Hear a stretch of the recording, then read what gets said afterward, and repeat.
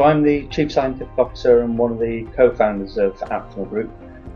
As a company, we really set up to try and address issues and gaps in the market left by technologies like antibodies. So we have customers come to us with all sorts of problems where they've tried to generate a binder for all sorts of applications and just not really been able to get the performance criteria that they want from their antibodies. So they're looking for an alternative technology to try and address that need. That's where we come in. Ah, okay. So could you explain what Optimers are? Yeah, sure. So an aptamer, or our version of it, an optimer, is a synthetic nucleic acid-based binder. So it's a short piece of DNA or RNA that's isolated through a synthetic in vitro approach to do the same job as an antibody. So recognize a target in a context fitting through an end application. That's what we do. So how do they differ from antibodies? Yeah, very good question. There's a couple of things in. First off, they're totally synthetic, so there's no plants or animals involved at any stage in either the isolation or the manufacture. So completely synthetic, which gives us a number of advantages. First off, there's a lot of control over the isolation process, because as you can imagine, with an antibody, when you put your protein of interest into, let's say, a bunny rabbit, that's really about as much control as you get.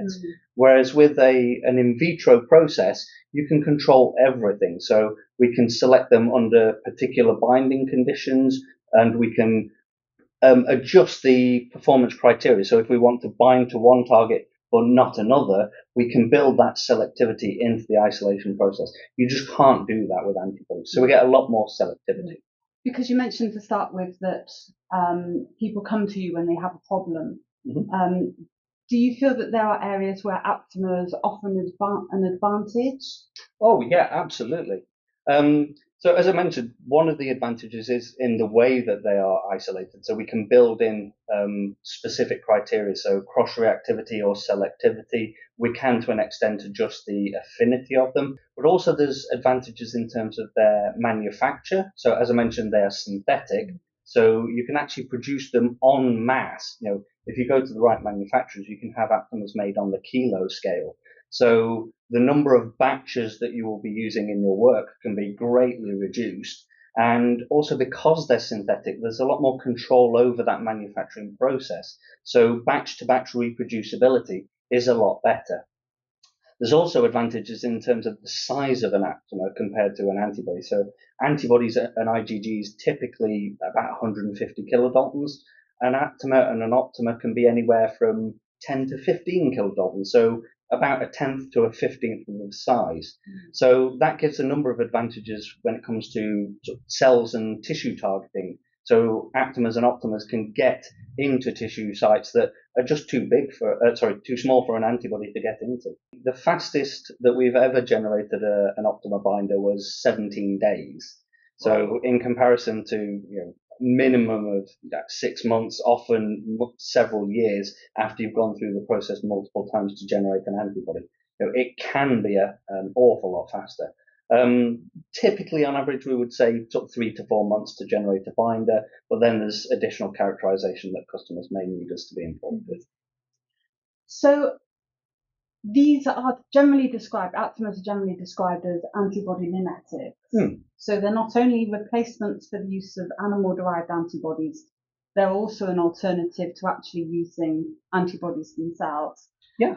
Nevertheless, I believe the process is quite similar to other types of recombinant antibodies. Is that correct in terms of, for example, the selection process? Yeah, it's not a million miles away. So, our process does rely on a library of starting material. So that, in our case, is an aptamer library that we interact with the target. So that would be much the same as a synthetic antibody or a peptide binder.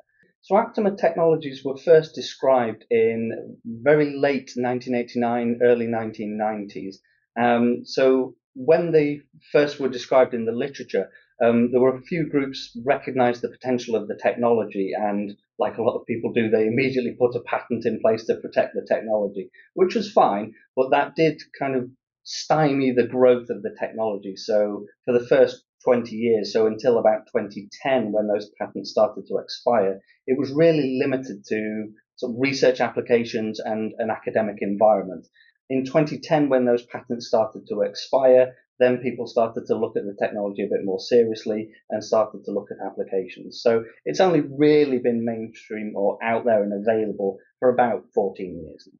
So essentially, we offer our services to anybody and everybody. So we don't just work with pharma, we work with people right the way across the life sciences. So we do have a number of academic partners that we work with, number of research institutes and so on. So we're not just limiting ourselves to pharma.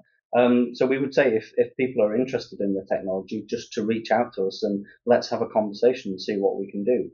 At the moment, we don't have an extensive catalogue of off-shelf reagents, as it were. And pretty much everything that we've done so far has been bespoke and generated for a particular application. But we're always open to conversations around that. Ultimately, what do you think it would take to reduce the reliance on animals in antibody production? I say antibody production because that's where it's focused.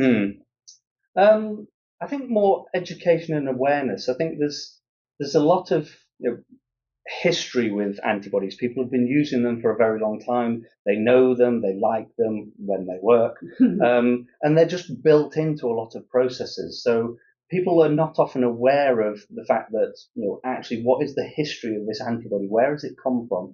How has it been isolated? If you stuck a big V for vegan on the side of a tube of something that was synthetic and then educated the fact that this had been an animal product, I think there'd be a lot more of a shift. But I think it's more around education.